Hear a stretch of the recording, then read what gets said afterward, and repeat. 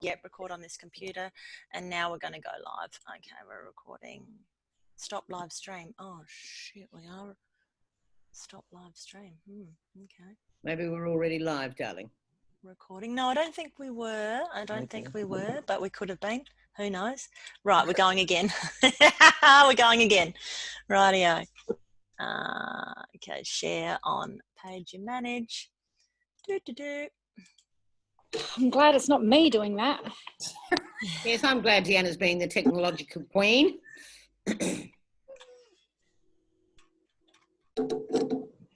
Okay, it's happening, I think.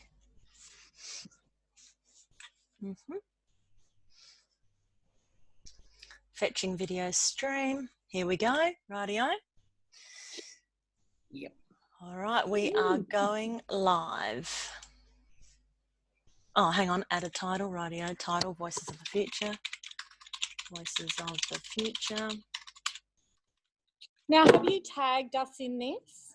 I can't tag. I can check in. I add tags. No. Maybe after the event we can. Well, if you can in any way tag me, then I will after. Once it's finished, I think you definitely. Okay, all right. I just thought if you do it after, then people can't join when they see the notification. Yeah, say something. I wonder if I can go. They're going to let me do that. Oh yeah, yep, Roxane. I'm tagging you. I'm tagging all of you. Kai.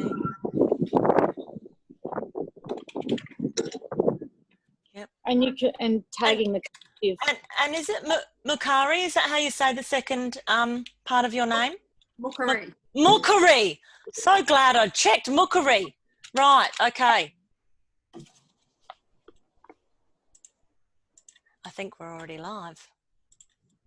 Oh no. Oh, there we go. Yep, here we are. You're on. Yeah. Isn't that clever? Okay, we are live. Hello, Great. Okay, hello everybody. Hello and welcome to our inaugural Voices of the Future, our live panel discussion wherever you are around the world. We welcome you. So I'll begin by acknowledging that I come to this meeting on the lands of the Kaurna people, and I pay my deep respects to the elders past, present and emerging. I'm deeply grateful to the traditional owners of this land who have cared for it for thousands of years. And I must say that I'm a little bit sad that in the last 230 years, there has been a little bit of non-caring of the land going on. And so I acknowledge that the struggle for sovereignty for Aboriginal and Torres Strait Islander people is far from over, for the land was never ceded. So, Voices of the Future, here we are, conversations with everyday and diverse people. So this is a space for voices of the marginalised and perhaps voices that are often hidden from us. But it's also an opportunity for us, the listener, to cultivate deep listening, which I think is a practice that is severely lacking in our busy life and our culture. And we have not been taught this skill and much needed art of deep listening. So to honour this space, our speakers, which I'll introduce in a moment, will speak for about 15 minutes to the general theme of what has life been like for you in the year 2020. So we're only 6 months in and it's been an extraordinary year for all of us. So on our panel today is Roxane Adams, parent, designer, recluse, these are her words, social butterfly, educator, rights advocate, stylist, student, consultant and compost business owner. Hello, Roxane. Hello. How are you? Good. Good. In the sun, lovely. Excellent. And we have Kai, Alecto-Mukari, wildcrafter, artist and maker, eco-art therapist, student of the plants and resident of Kangaroo Island, which is pertinent to this conversation today. Hello, Kai. Yeah, hello everyone. And I'd just like to acknowledge that I'm coming to you from Ramajeri country.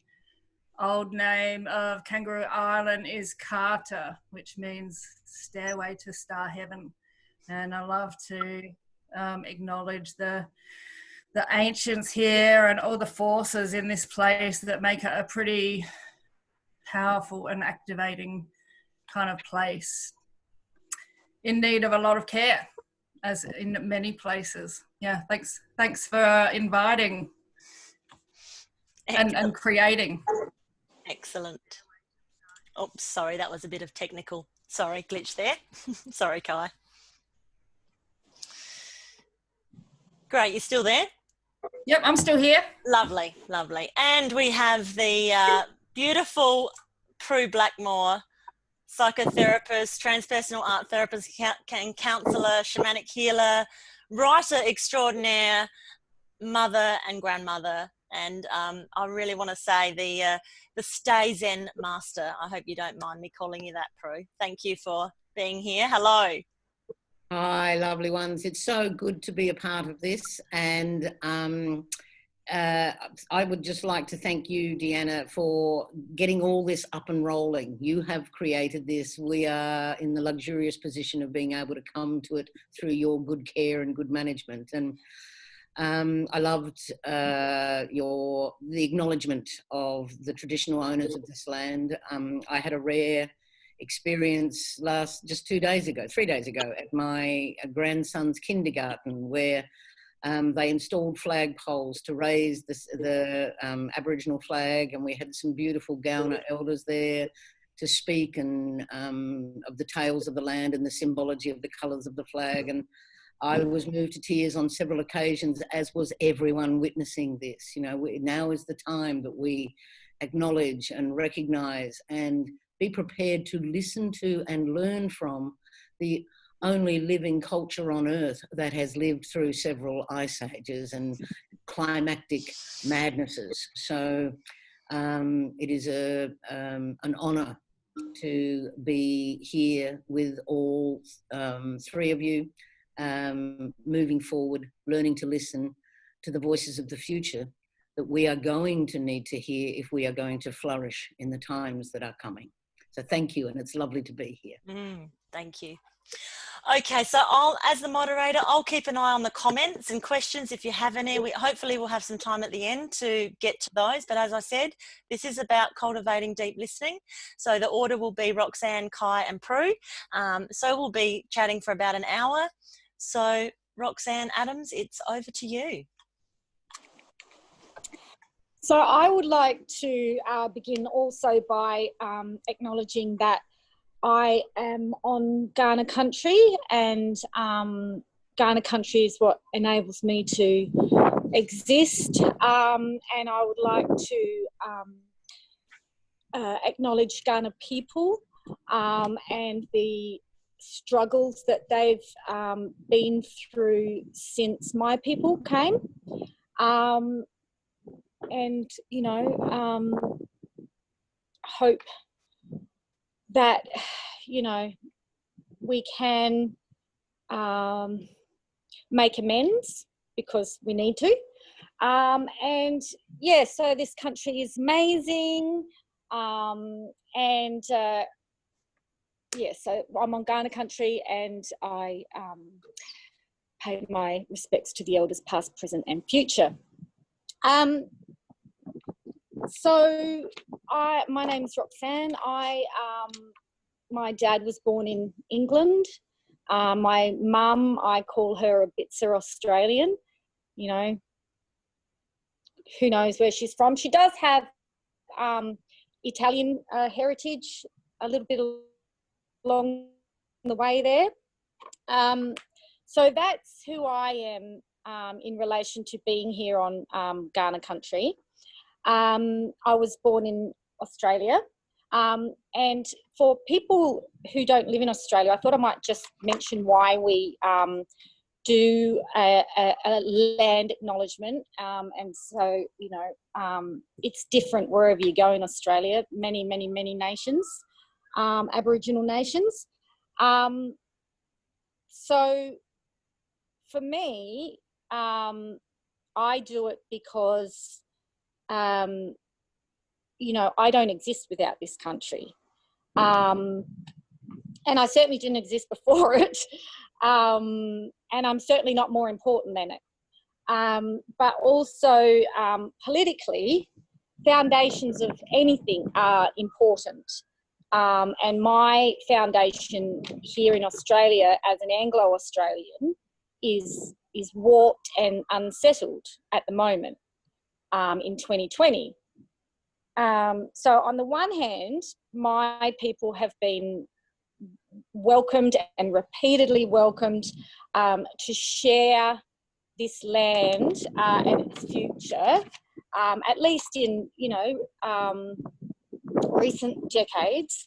And that is a solidifying massive gift that I have the honour of receiving. It's amazing, but then on the other hand, my people, we had no sense of sharing. So we kind of came with no sense of that sharing economy and relationship. And we started out by killing people and being very, very cruel to establish an upper position for ourselves. Most of us were convicts, but all of us were from a stratified class system society. So in this new environment that we came to, I feel that it was most familiar for us to go, okay, new environment, I've got an opportunity here to be at the top of this class stratification that they just suddenly then invented and brought to their space. Again, no listening, let alone deep listening. And to do that involves exerting dominance. And my people, we haven't stopped that. We haven't stopped that yet. We're still doing it. And we're still doing it even though we're ashamed of it. And we know that we're ashamed of it because we get all upset when people point it out. So to acknowledge the truth of the country I'm on, and to acknowledge even the existence of Aboriginal people, which wasn't done until recently in the law, in our law, our white law, is to be selfish and to begin to exist, but also more practically to truthfully contextualise, my words and our interactions in that. That's where I am, and to not recognise that would be, well, it's like having no base, I suppose. So what does this have to do with parenting in 2020? Because I was particularly asked to talk about parenting in 2020. And how has that gone? How's that going? So I've been concerned about how to grow and develop a less anxious, less fearful, more accountable and joyous Anglo-Australian culture, because that's mine. But I have floundered for years and years, sometimes despaired and been like totally overwhelmed about the state of my culture and any capacity that I have to influence that. So anyway, when I was pregnant, I asked Uncle Lewis O'Brien, who is a significant Kaurna elder here, if he would give a Kaurna name for my son to be used as his middle name. I thought that even if my child then turned out to be an awful person, which is possible, they could never deny that they were on Aboriginal land because it's in their name. It's on their birth certificate, it's stamped on them, And Uncle Lewis gave Dash the name Kartameru, which is firstborn son, and responsibility that comes with that. And Galapina, Katrina Power, facilitated a naming ceremony for us, which was like amazing, between Dash, my son's name, and Gala Pinner. It was lovely. But then what? Then what? After giving that name, having, not really gotten anywhere except challenging things that were in front of my face, but my country still kind of politically stays the same. So my partner and I are not the kind of parents that keep much from children. We reframe things in child-friendly and age-appropriate ways, but we don't tend to shield them from information. So Dash isn't new to knowing the inequalities and cruelties that exist in our society. But now, all of a sudden, he's not alone in discussing these topics. When he was little, he would mull over colonial politics in Lego play. But now he's 8, and there are other children in the schoolyard talking about such things. But many of the children are talking in slogans, or at least that's the headline of the discussion.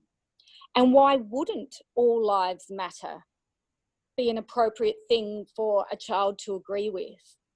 Of course it is.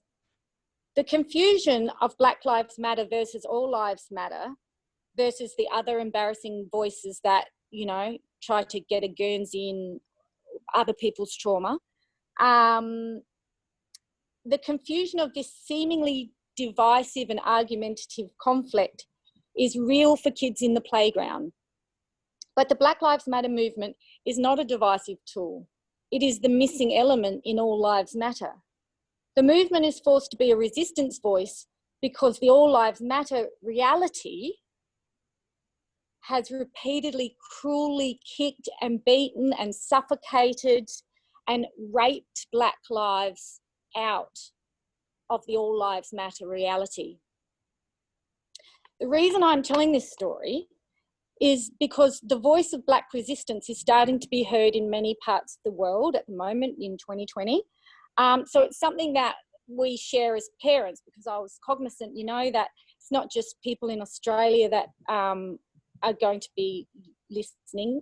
And so the fearful response to that voice of resistance is also present. And it's why the movement exists, or it's why the movement has to exist, because it is present, and it will be playing out in slogans such as All Lives Matter in the playground. So for me, parenting in 2020 means trusting the wisdom and capacity of our children to hear about the state of the world. Themselves, their history, their local residential world, and broadening out from there. It doesn't mean to teach them our slogans versus their slogans. That's no. It means to teach them to live with complexity, diversity, uncertainty, trust, and power from within, not power over, but power. It means to tell stories of the complexity, diversity, uncertainty, and incredible power and joy, creativity and generosity that is possible and achievable in this context. And again, I just go back to the repeated invitation to Anglo-Australians to share the land by Aboriginal Australians. The fact that they can do that is one of these examples of amazing generosity in the face of horror.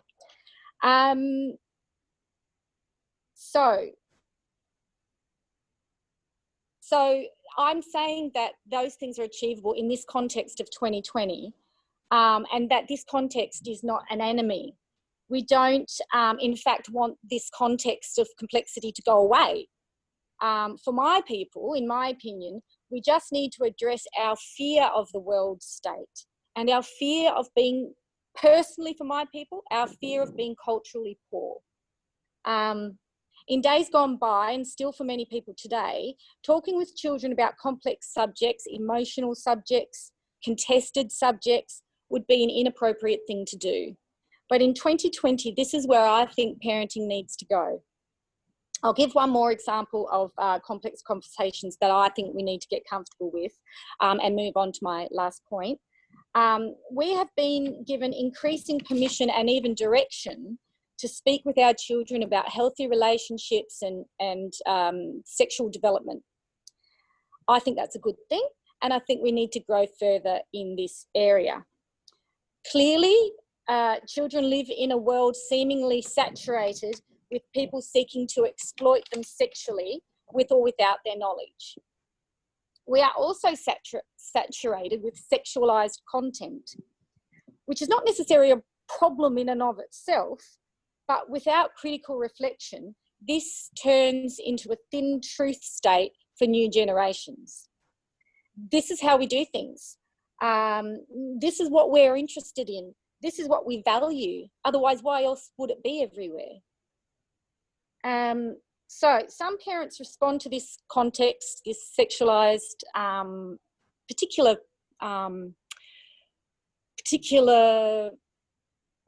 view of a sexualized way of being anyway.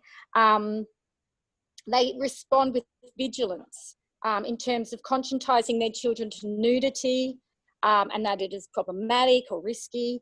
They might be vigilant about what they post on social media and so forth. Now, this is not wrong, but just like doing the converse of that, letting kids wear whatever they want, posting every minute of your child's life on social media, neither of these positions give children the safety and relational knowledge and skills that they need to live without repression or fear in this particular context we're in. Both of those approaches and everything in between can be adopted, but I'm proposing that an openness to children about rationale and critical reflection in this area on why we do what we do is important learning for our kids. In my case, I have a son. I happen to be very relaxed in relation to nudity and sexuality. I have an outside bath. I'll garden topless if I feel like it. Within this context, if ever we were out in public, as Dash was a toddler and so on as he grew, if he needed to go to the toilet and was able to find some bush, tree, whatever, to go, and that's what had happened, I would always ask him what he would have done if he was a girl, because girls aren't allowed to do that here. And he, you know, toddlers, what? And we talk about how it's different in different countries. And of course, as a child, he would frequently ask why.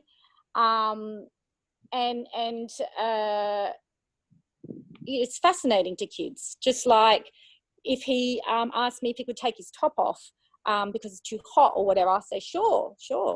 But, you know, if you're a girl, people wouldn't let you do that. Why? Well, you know, I don't really know, but maybe it's because they feel, I don't know, weird about boobs, or maybe it's because the rules were made long ago when it was just men making the rules, and I don't know. So it's not about saying that things are right or wrong, because I also say to him, but you know, in some other places, you can be totally nude if you want. No one cares. Really? Yeah, no one cares. It's not a thing.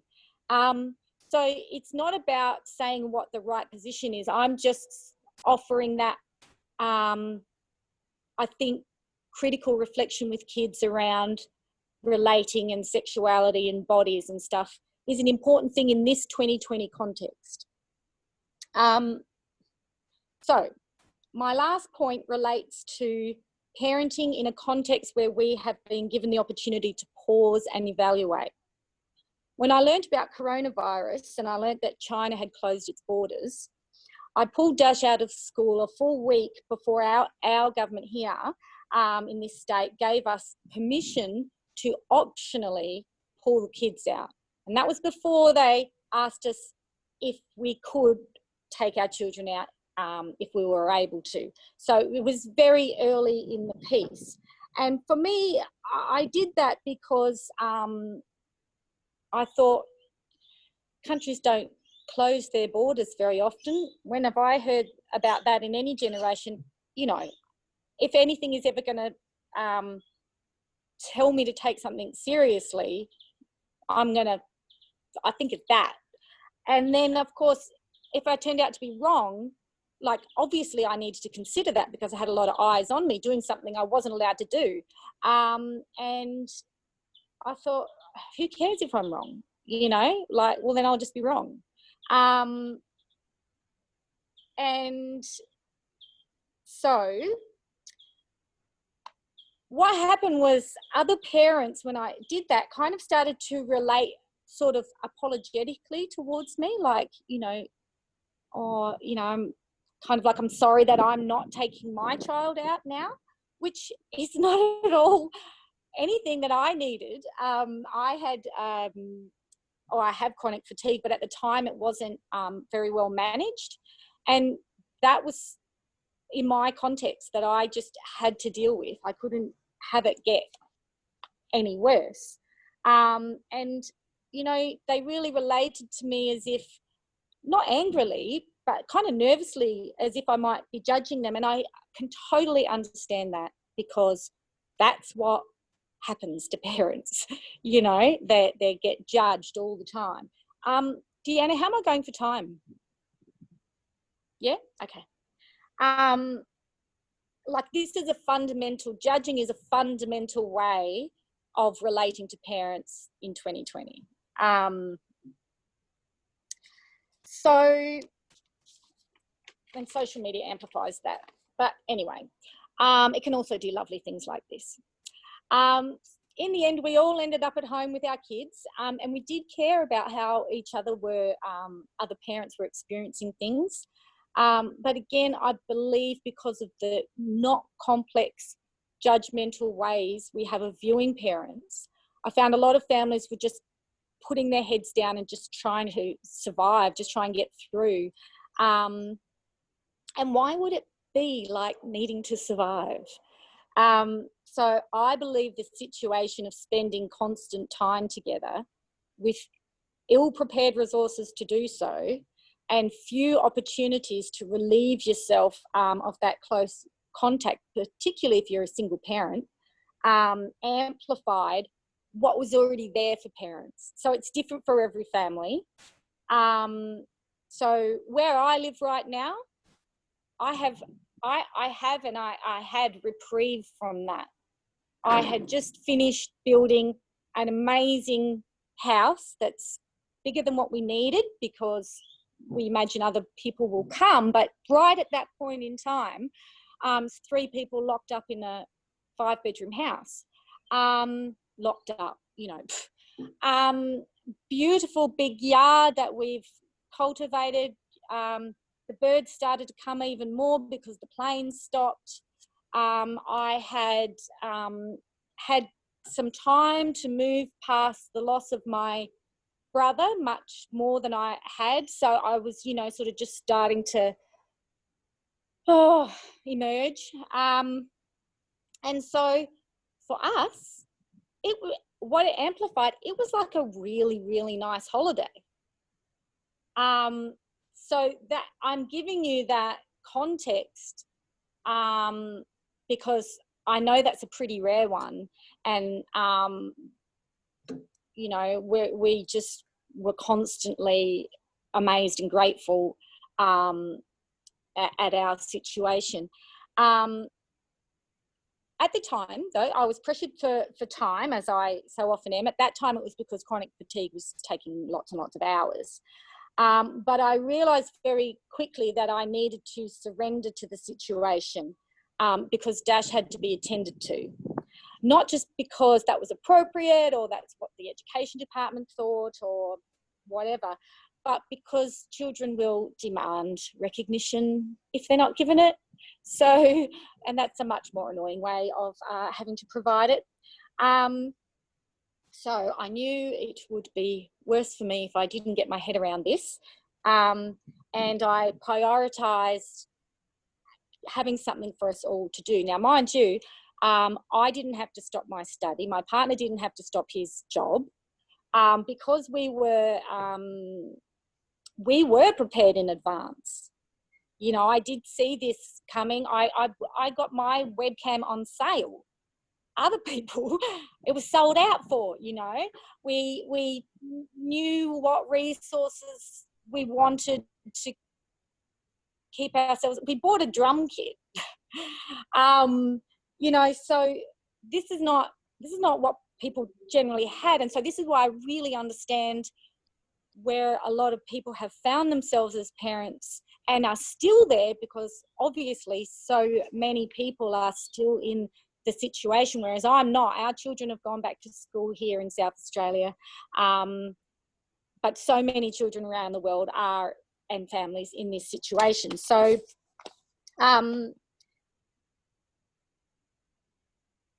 okay, so whenever I had a little voice coming into my head to say, you know, to pressure me to educate Dash, I was quite resistant of that, and I was able to go, he's fine, he learns stuff all the time, whatever you do, you know, you're learning things. If I can just keep our lives as learning moments, then, you know, he'll learn something in this time. Then I noticed that he didn't know his times tables. So I thought, well, that's something I can do. So I'll just focus on that, which we did. And that was wonderful. And we also did project work. So I wanted to make the garden bed, veggie garden bed. So we did that together and discussed what of that we could to make any kind of learning out of it. He wanted to learn about fire. So we did that as a science project, wrote it up, that sort of thing. But I know that many families wouldn't have the space to do that. Many families would be worried about what the school is going to demand and expect of them. Whereas, you know, I don't care if they come after me, I suppose. Like, not at his age, you know, there's a difference. Like, I know I wasn't not caring about it, so I was fine with it. But I know that there were other parents who felt like kind of like they were failing their kids, you know, like they didn't know what to do. They didn't know how to access things. You know, they were trying to do this full day of study with their kids when in reality at school, they're there for this amount of hours, this much time's taken up with lunch and recess, this much time's taken up stuffing around, getting your bag, being in the stairwell, talking to your mates, moving from that table to that table, teacher, you know, saying, you know, what they're going to do now. I don't know, but not a lot of time of it is like purely doing a task and learning from it. And so if we only had a couple of those each day and they were focused and enjoyable and deep, great, I'm happy with that. And if the school wasn't happy, well, we'll just have to work that out later. So I'm almost done. So again, I just want to say, so for me, I think the things that were amplified for people were the things that weren't fun. And a lot of people didn't have an easeful context to be able to pause and easily think into the process. And again, I did it early, so I had time, you know, to go, how am I going to do this? And for some people, it felt very sudden. For me, it was a choice. For them, it was a mandate. And for some, they're losing their income at the same time, or they were scared that they were going to. They might not have had private space to process or think. Their house might not have been set up, like just not even space, let alone the resources to have a work desk and a study desk and a kitchen desk, you know, like, but the idea is that all of these parents should judge themselves the same. Like, of course not. Like, of course that is so much harder for you than for me. Like, but parents forget that, you know, they forget that they're just a person and they're just in their context, and the context has power and it manipulates a situation. It has an impact. So, you know, I really felt for some of the parents, and, you know, one of the parents, for example, she had in general life, she had difficulty kind of saying no to her kids, and she knew it and she owned it and she knew there were repercussions, but it was fine for her. But in the context of being together, shut down in the house all the time, there was no reprieve from that. And then the expectations were not just of her as a parent, which were elevated because of not saying no, but an elevated expectation of her as a teacher, which of course she's not. So it was really, it was not nice for a while there for her. And there's no break for some people at all. Again, I say single parents. But, you know, all of this struggle that parents are having in this context is normal, like understandable. It can turn into misery if you're just living it, though. So for parenting in 2020, when we're parenting with such intimate, constant contact, and expectation to be everything every day for our kids, I think parents need to work really hard to keep stepping back and saying, what am I really here for? What really matters at the moment for us, which is different to everybody. And that's okay. And if you hear a judgment come up of yourself, you need to interrogate that judgment. Is that really happening? Is someone really thinking you should be more structured about your homeschooling? And if they are, does it matter that they are? Is it a helpful imagined critique that you have? And if so, go with it. And if not, ignore it. Put it out of your mind. So, you know, I'm suggesting to get really self-aware that you're in a unique situation and a unique time, and it's okay to do things differently to the norm because it's a time of change, and that's so exciting and such a gift. It's pause, it's reflection, and it's change, and they're wonderful education moments. So parenting in 2020 is parenting in a time of change, but it's also change that we have so much power to dictate and create. And I saw an amazing video of many Americans, you know, risking harm to create positivity. And, you know, I'm thankful that they've done that and are doing that. And, you know, we have an opportunity for this great change, and let's go, let's do it. That's me. Thank you for listening, everyone. Thank you for listening.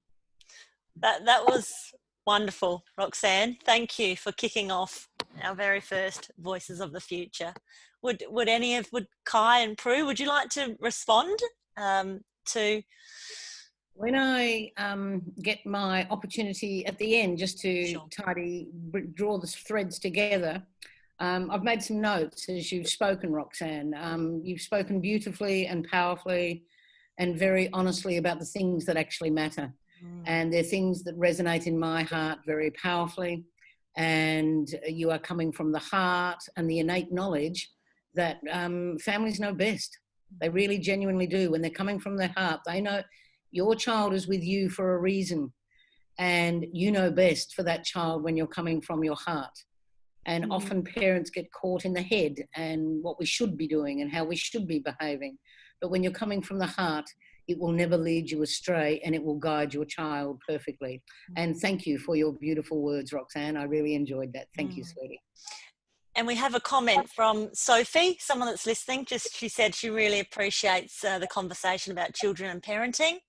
And there was another comment from Carrie that she also took her daughter out of school early, and the priority was on her child's well-being. So thank you for interaction. Kate, hello Kate. Fantastic reflections for conscious parenting. Great, beautiful. Yeah, I really loved hearing your point of view and some of your experience during this time, Roxane, and I really appreciated being taken to that questioning of what does that all lives matter conversation look like on the playground. That was really like, yeah, wow, really interesting. And I really appreciated hearing your reflections on just the best way for you to relate to your particular child. And yeah, it was really wonderful to hear your parenting stories, and I loved it, and I really enjoyed this structure, of like not a discussion. It was testing my listening, because it's an unfamiliar kind of structure, so I really appreciated that as well. Thanks so much. Yeah, that playground business, they are just talking politics non-stop at the moment. That's one part of it. But, a couple of things I noticed. One, that so my son goes to a public school, and there's a private school on the same street. And it just started emerging, and when he was hit one particular year level, this antagonism towards rich people in the private school. And it's like, well, you didn't get to choose what woman you came out of. What if you came out of one of the women that, those children can't help that? Like, and the name calling of Trump and ScoMo and stuff like that. Now, it's great that they're having some political discussion, but it's so thin, which is understandable. But if it's left, it's just going to continue actually in life. Being thin. We don't want to be thin. So Kai, it's over to you now. Okay, thank you. Well, I think just hearing Roxane talk, I guess inspired me to speak to a couple of things, which, living here on Carter, I was very, very fortunate, I think, to be one of the few people when we first came here. We've been here for about 8 years, that I could go to the local elder and, kind of seek permission for being here and just acknowledge that this was Ramajeri country and, make a connection. And that elder has since died, and that opportunity is not available anymore.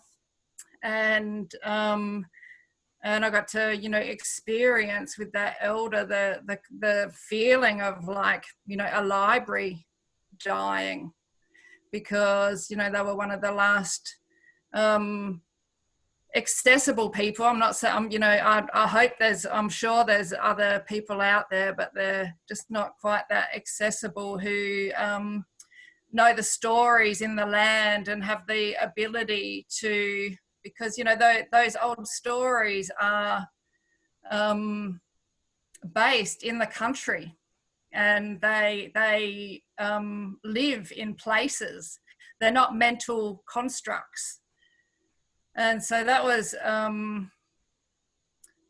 really amazing experience. And my, some of my ancestors are First Nations, and that's been in my family. There's colonizer and colonized and tribal, and so part of my growing up process, especially much more as an adult, has been, coming to terms with holding the colonizer and the tribal in my body. And yeah, the whole close the gap kind of thing sort of took on a little bit of a different meaning for me. Yeah, so that's like a bit of the background, and this place here, Carter, is very special, and you know, and I feel really sad that it doesn't have the right people looking after it or tending to the stories or the places, like a lot of places, you know, because those people and those stories and those ways have not been held and respected properly. And we all pay the price for that. Like, yeah, so.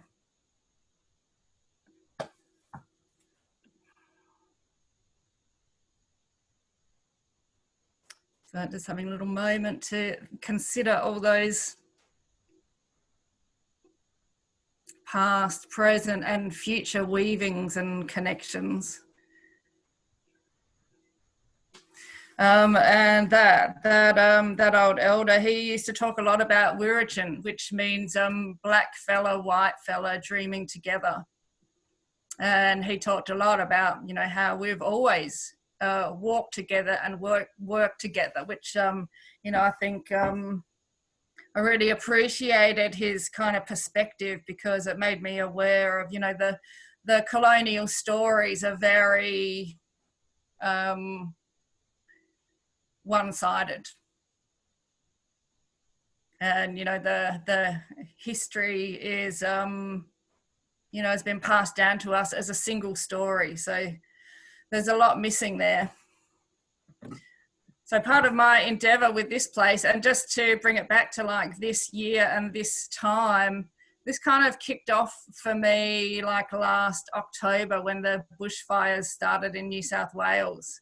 And there's a place there that I had it was really my first deep relationship with the place, and that place burnt down, and the fires went through there, and I experienced the anxiety and the stress of that community, you know, before all that kind of stuff hit South Australia, and I got this rash on my chest. And my body just kind of broke out. I had this like embodied kind of heat that really like it's only just left my system at the winter solstice. It was you know, a very embodied response I feel to these times, because with the work I do and how I live, like my body is the earth's body, so you know, it wasn't like a big surprise that I would experience something like that. But I feel like, you know, this is, I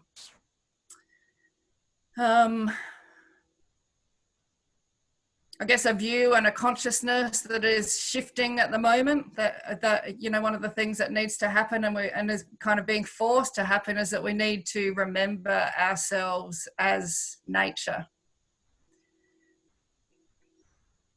And you know, come back into right relationship, and you know, what does right relationship even look like? Well, you know, for starters, you know, step one I feel is being embodied.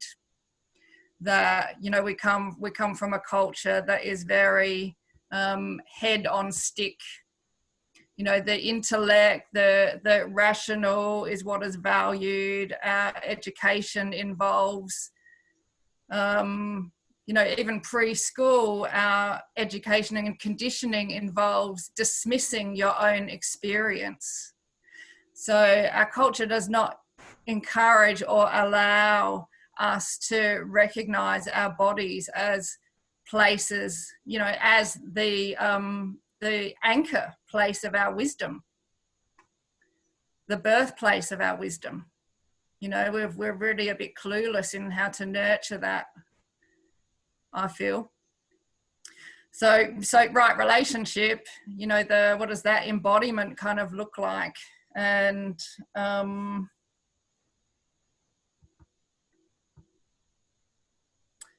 one place to consider is, you know, that we, you know, a lot of us live in places where we don't understand where our food comes from. You know, we're eating from distant, faraway lands, and we eat at breakfast, lunch and dinner. You know, we don't listen to our bodies' timetables.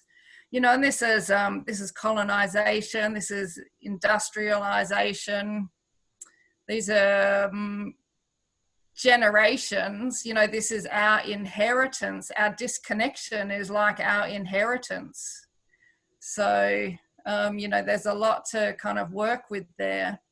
But, you know, that's the amazing thing about embodiment is, you know, that it's about coming into, like just now, just working with exactly where we are now.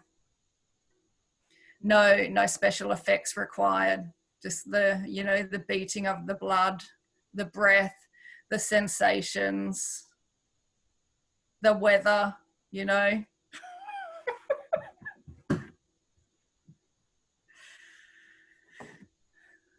So, embodiment. But I did make some notes here, and my notes are very disorganized, as you know, I'm not really much of a like a linear kind of person. So one of the things that I wanted to share, the rash and the bushfires started in New South Wales, and they for me really, the fires to me felt like the initiation into a death cycle. You know, the fires were so freaking powerful, and they just went on and on and on. You know, it's like, you know, the usual like natural disaster is like a couple of days, you know, and then you're into the cleanup or whatever. These fires, they just like, you know, it was the ring of fire. It was like such a devastating wake-up call. You know, and then when the fires came here on Kangaroo Island, you know, as I say, they just went on and on and on, and the military was turning up, there was police everywhere, people were just trying to organise, you know, the basic kind of thing in this relentless, dry heat. Because that was the thing that I got clued into with the New South Wales fires, because I knew that land and had a very personal relationship with that land, and it was subtropical land. So, you know, I felt a lot of grief because for it to be on fire meant that country is so untaken care of. You know, for it to be that dry that it burns like that, that's like, man, what's going on there? So, you know, it's always really, really sad, I think, to have something in our faces that makes us so aware that, you know, we've got no freaking idea how to look after this place, how to meet it, how to communicate, you know, because, I mean, that's our inheritance of colonization. To me, the inheritance of colonization is that, you know, people came from somewhere else, and they didn't meet this new place like, oh, hi, what's this new place got to offer us? What can we meet here? It's like, oh, let's bring those old ways. There's this weird contradictory slicing off of away from your ancestors. We're not doing it like that anymore. But then you come to this other foreign land and you're like, oh, actually we will do it like that because that's the only way that we know, kind of. So it's like this imposition. There's never this meeting. And so I really feel that in this land, you know, this land holds those scars of the imposition and the, you know, lack of respectful meeting, you know, because I'm pretty sure everyone knows it doesn't have to be like this. That, you know, we're all innately capable of a far more respectful reweaving and sharing and connecting. It's just like, you know, what are the steps? How can that possibly happen when there's all this trauma and grief, and the traumas in the people, the traumas in the land, you know, so I think that's, you you know, the fires really threw me into the belly of that grief. And that's what I mean. The initiation of a kind of death cycle was what I was feeling. Because, you know, when you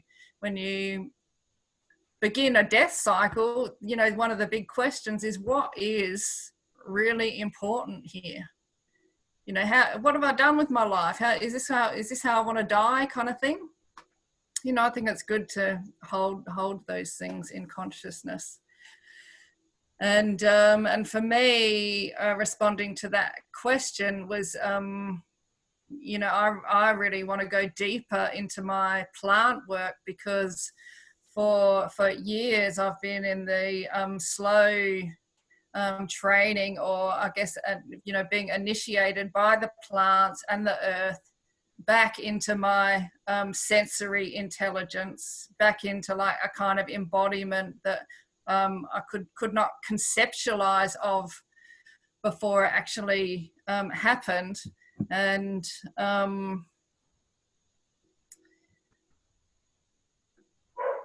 so you know, one part of you know, that these times for me is about really taking my place in the web of nature, and learning how to tend deeply and respectfully to the relationships with other, you know, more than human species. So that's the plants and the animals and the spirit of the place, the sea, the elements, you know, because all of those things really also hold me, you know. And I had the experience of you know, going through some long periods of depression and isolation, that where I had plants just popping up out of nowhere in my yard, and having that kind of odd sensation of like, whoa, they've come for me. You know, not that I'm like so important or anything like that. It's like that there's all these beings that live around me who are paying attention to what goes on around them.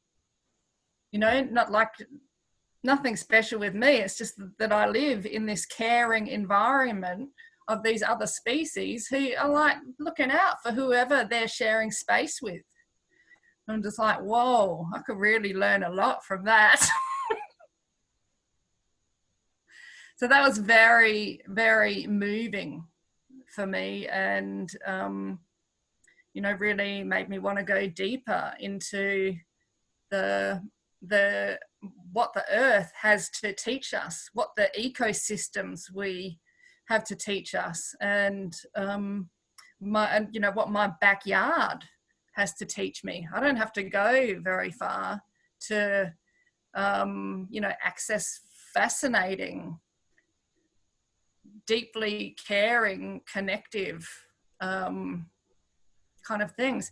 But that said, I do have to give it time and space, and I have to value that, you know. And that's why it's taken me to becoming nearly 50.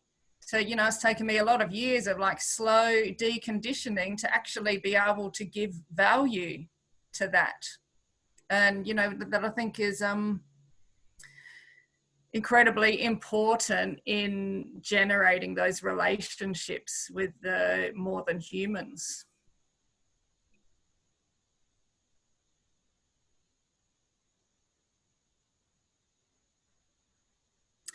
And a couple of, I think it's probably good to give you some examples of like this year particularly. There's been two plants that have really unfolded in their teachings, and it's also been very helpful to me to connect with other plant people, because I think it's important for me to distinguish, like, I'm not a gardener and I'm not a herbalist. Like, I'm a student of the plants, and you know, and even though both of those things interest me, it's like what is primary is my relationship with these other beings that are in my backyard and in my ecosystem, that that I'm building relationships with. And so two central relationships this year for me have been with the she oak trees, because where I live, there's groups of she oaks all around here, and they're like a overarching presence in my like small kind of neighborhood. So like I consider them like a dominant sort of totem plant. So, you know, like a little bit like the elders. And so I've sat with them a lot, and they've really taught me a lot about feeling. And the she oak seeds have taught me about they've given me the language for something that I already sort of knew but didn't have the language for. But you know, the she oak talks about opening the eyes of the body, which for me means bringing your awareness into your senses, like allowing your whole body to be interactive in your life, as opposed to like just your mind or just your head or just your sight kind of thing. And then the she oaks also teach about movement, and how, you know, to be open is like, and to feel deeply is extremely vulnerable. And so the movement is like they're kind of saying you feel deeply and then you let it move through. And so they've really taught me about the importance of actually, well, the capacity of movement to, like, you know, move a feeling through your body or move an incident through your body. So they've been my beautiful grandmothers through this time. And the other plant that has been really an amazing friend is nettle. And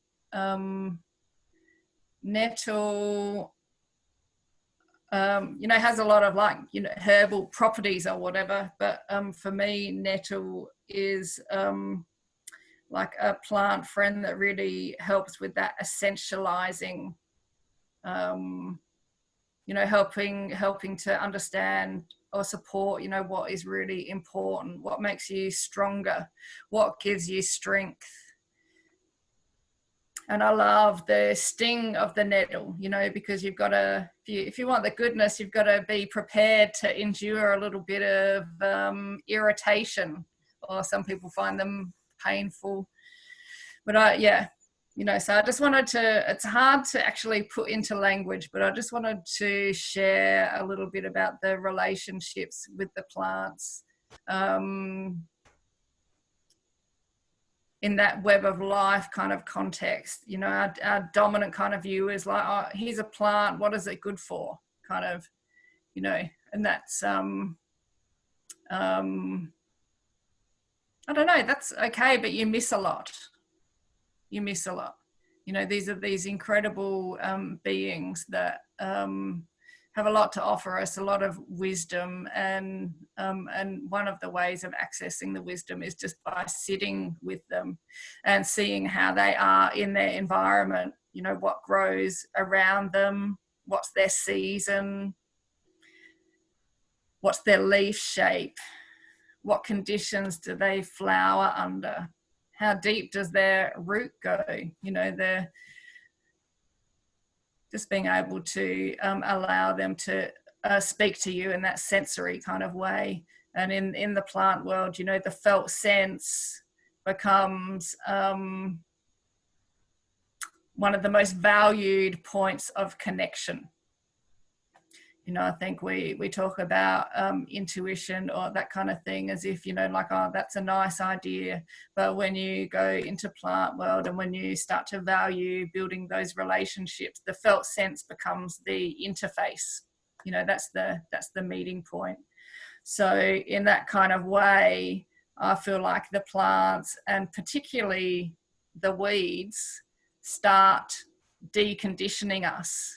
And, you know, and I would even go so far as to say decolonizing us, if you can step into that kind of different value system, which is definitely, I'm sure you can get a sense just from me talking how this time has been for me, that it's been quite a different experience connecting with the earth and the plant world than connecting with the news and keeping daily tabs on the situation, which I do from time to time, but I definitely feel the difference. It's such a different bodily sensation to get pulled into that, to feel the worry and the concern. And it's not, I'm not saying it's not worrying or it's not scary or anything like that. I'm just saying it's a little bubble, it's a particular layer amongst all these other things going on in the world. The tide is still going in and coming out. There's been a lot of places where the earth has got to have a rest, and you get to see that innate healing ability at work, the intelligent principle of natural reorganization, which is something that I find really fascinating. And obviously that's something that we also get to see here on Kata, with the land recovering from the fires as well.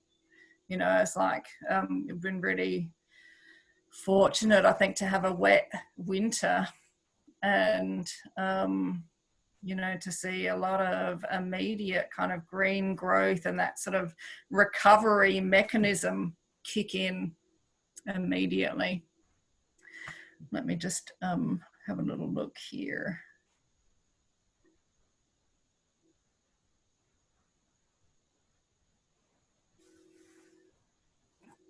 Yeah, one of the things that has been jumping out at me when I do look at the news is the language around the quarantine and the COVID, and this real war language. Here's this thing that we've got to go to war with, and we're all in lockdown, and it's like it's really, really the language around it has been very interesting, very divisive. It's very interesting times. I watch with a lot of interest, and just kind of, I have to, it's panic stations on some levels, and I really need to take myself back to plant world to regulate my nervous system, as well as like learn other ways, like look to the natural world. How do we encompass this kind of thing? There's nothing that I see around me that makes me think that kind of going to war with something is natural or has a lot of benefits.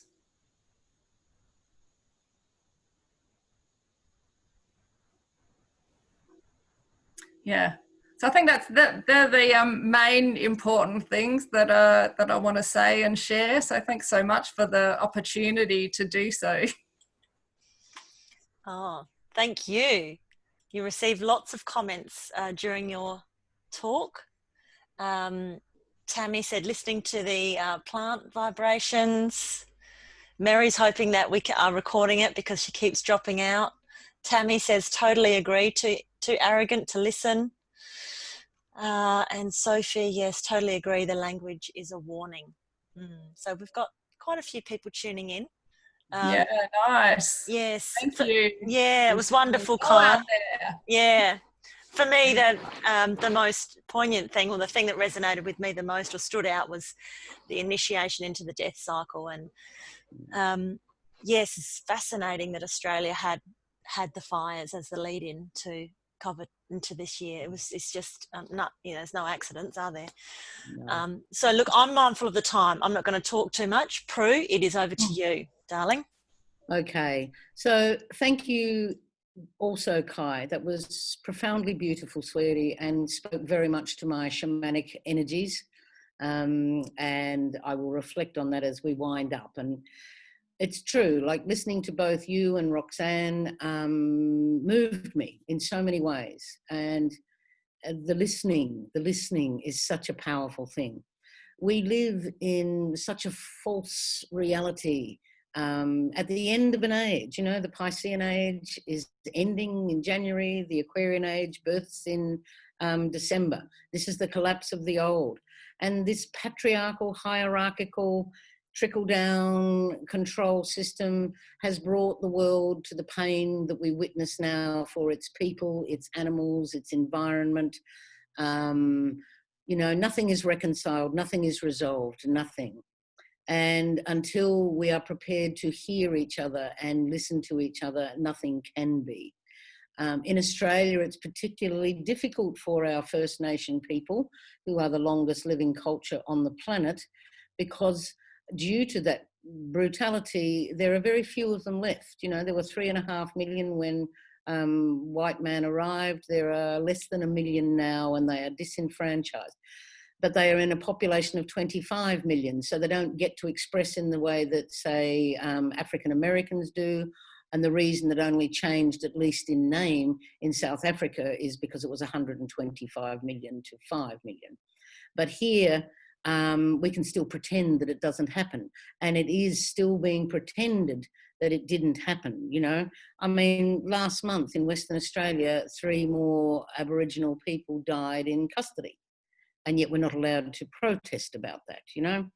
So listening to Roxane about the parenting in this time of death of an age and the birth of a new age, it is incredibly fraught. And Roxane, like yourselves, the children of my tribe were taken out earlier than was notified, simply to just sit and be still and work out. And you know, the parenting in this particular age of epoch of patriarchy that we live in is incredibly fraught, because we are denied the village here. We are completely denied the grandmothers, the aunties, the village, the time and the space. We are thrust into schools that so powerfully represent prisons, it's not funny. The uniforms, the bells, when to eat, when to sit, when to stand, when to go to the toilet. The whole thing is cultured to plug many people in to a system that supports the greed of the few at the expense of the many. The whole world is bathed in trauma. It is profound, it is deep, it is intergenerational. It is sexual, it is racial, it is property, it is worth. Your comments about the children in the playground, Roxane, you know, I find it fascinating that when children are little children, colour does not even exist. It's a learnt commodity. And when you actually look at the science of our connection and the difference between 2 millimeters of melatonin-induced flesh, depending upon whether you're growing up in a sun country or an ice country, suddenly determines your worth as a human being, is part of the nonsense of this age that we are now witnessing collapsing around us.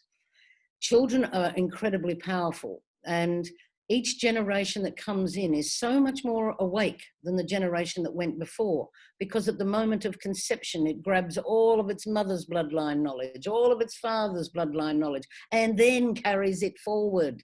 Of course, they are wiser and more powerful than us if we will only stop trying to put them in a prison of the mind and let them engage us and let us learn from them rather than trying to control and brutalize them, basically.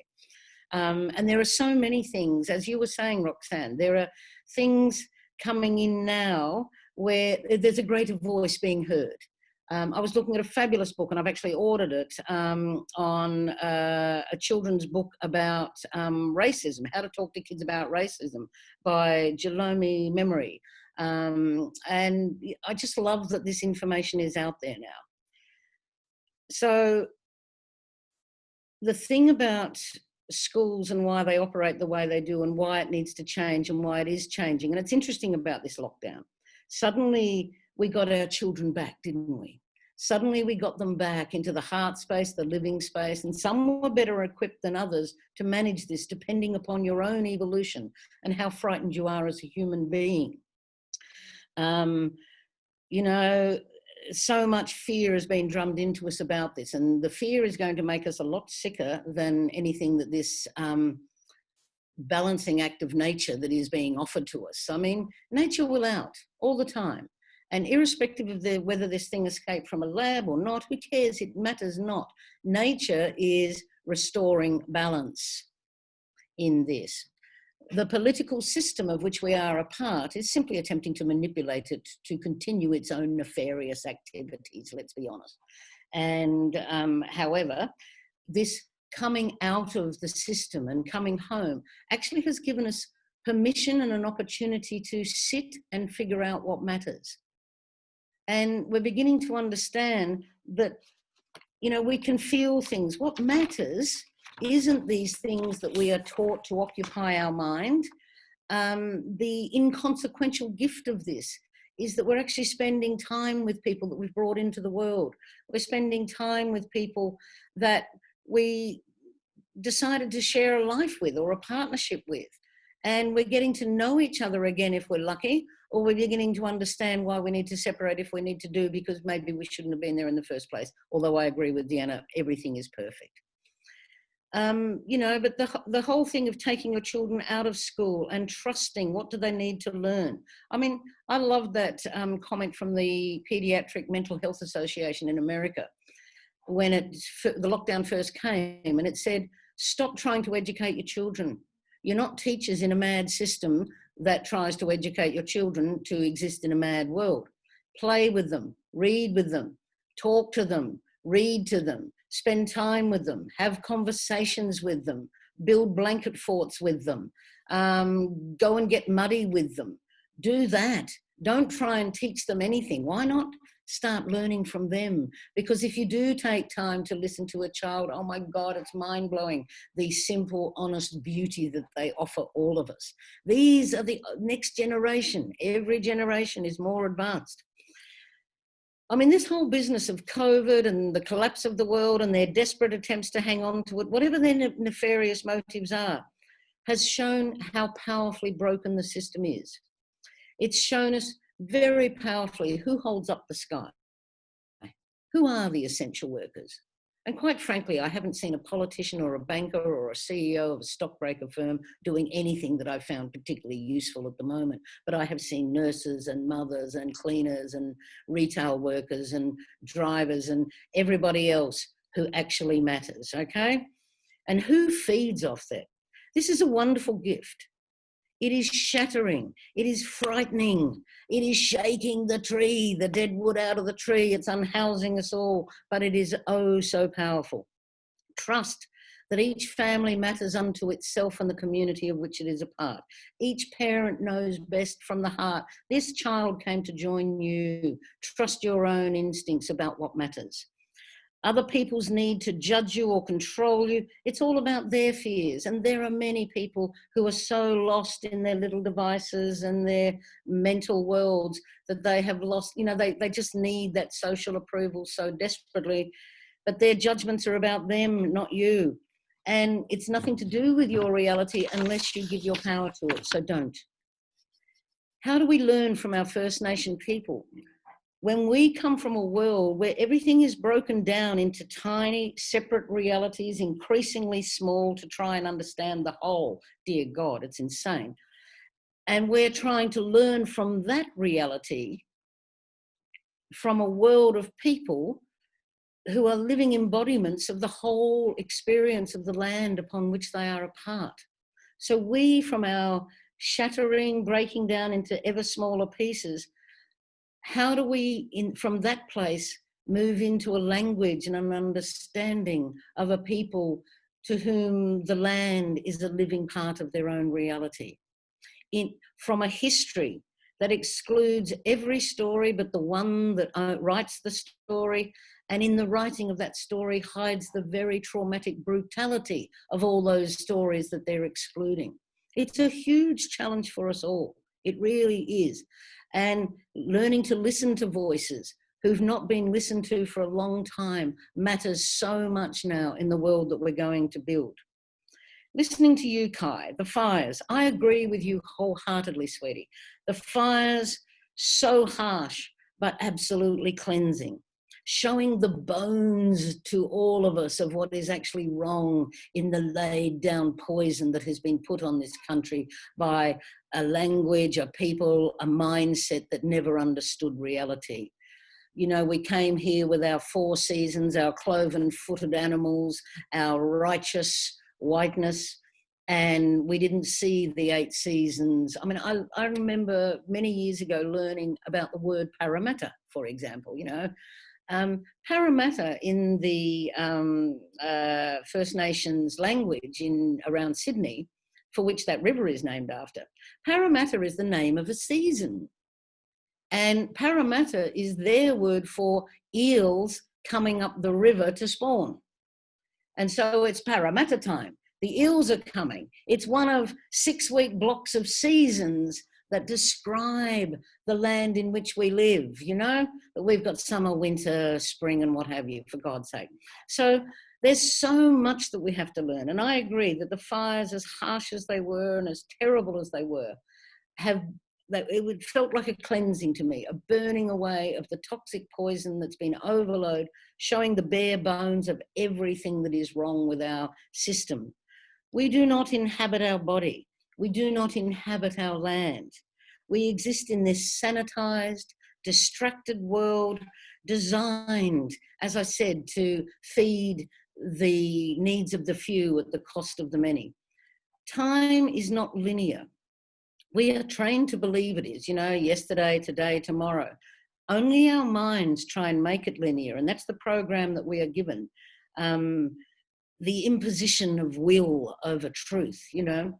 And Kai, I was thinking about, you know, you were talking about people coming from another land to this country. You know, I mean, I'm 5th generation myself. My people came out very, very early, but we're still visitors to this land, you know.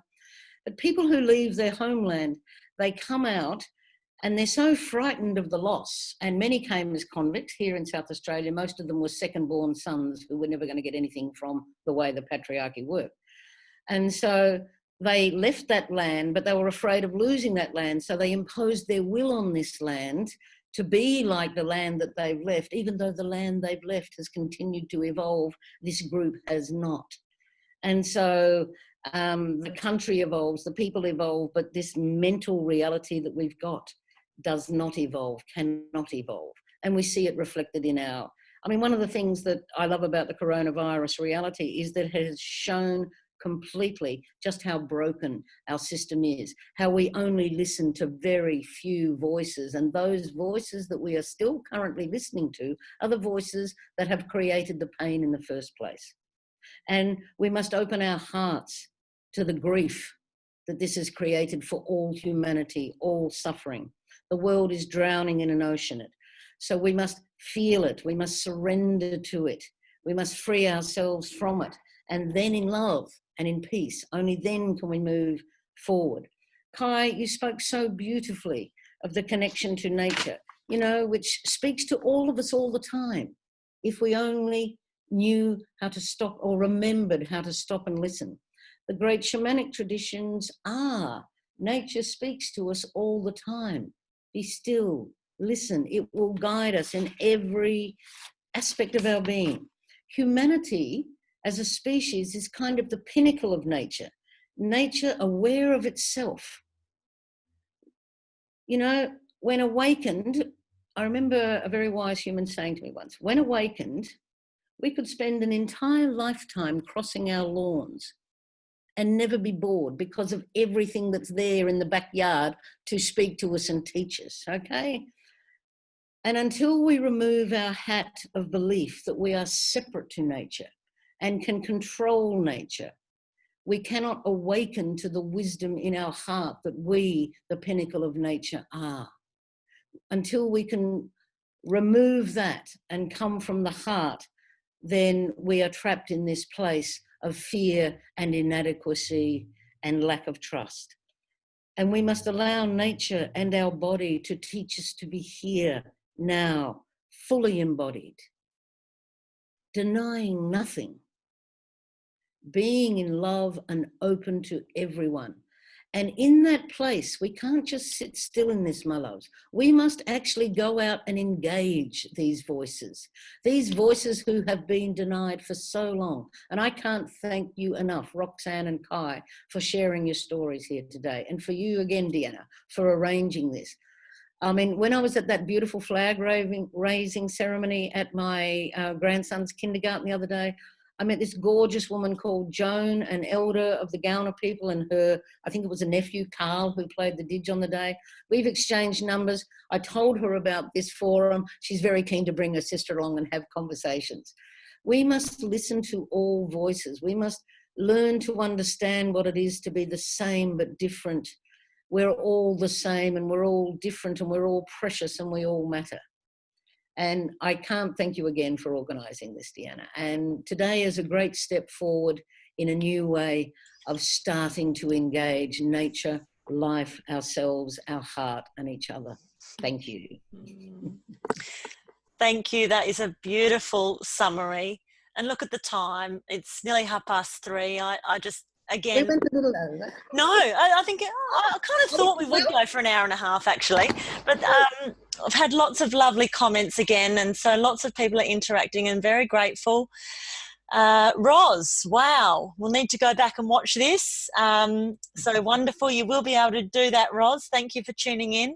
Sophie's been tuning in and said she loves the focus on children and acknowledging their innate knowledge and power, which we will continue to do. So Voices of the Future will be on again in a month. Yeah. And we will find some very engaging, diverse voices for that. But deep gratitude to Roxane and Kai and Prue for kicking this off. I'm, overwhelmed at how wonderful this conversation has been.